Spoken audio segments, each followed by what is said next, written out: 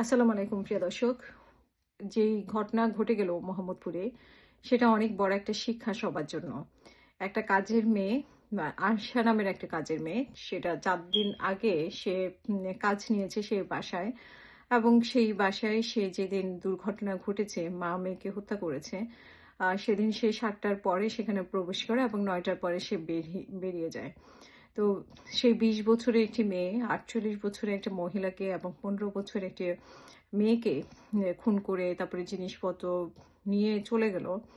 তো এই ধরনের একটি ঘটনা সবার জন্যই ঢাকা শহরে আসলে শিক্ষামূলক।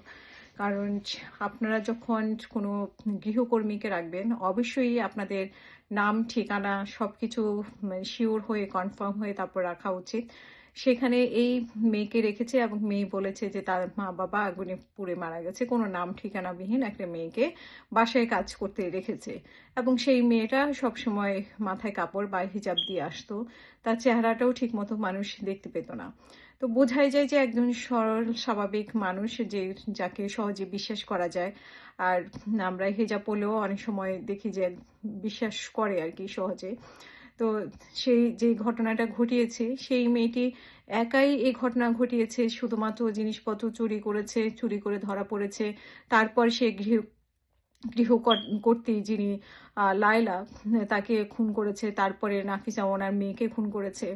তো এটি খুব স্বাভাবিক একটা ঘটনা না এবং ২০ বছরের একটি মেয়ের পক্ষে এটা করাও সম্ভব না যে তার এত টাকার কিসের দরকার ছিল যে তাদেরকে দুজনকে মা-মেয়েকে খুন করে টাকা নিয়ে পালিয়ে যেতে হবে বা খুব ঠান্ডা মাথায় সে চলে গেছে।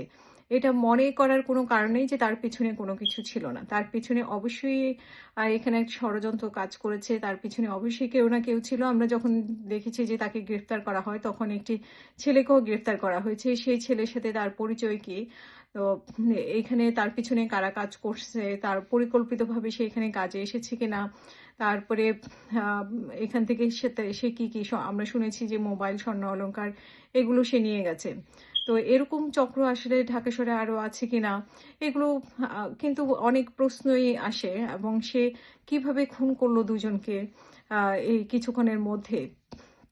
সেখানে একজন ৪৮ বছরের মহিলাকে সে ২০ বছরের একটা মেয়ে কিভাবে খুন করলো ঠান্ডা মাথায় আবার নিজে কাপড়-চোপড় চেঞ্জ করে বের হয়ে গেল।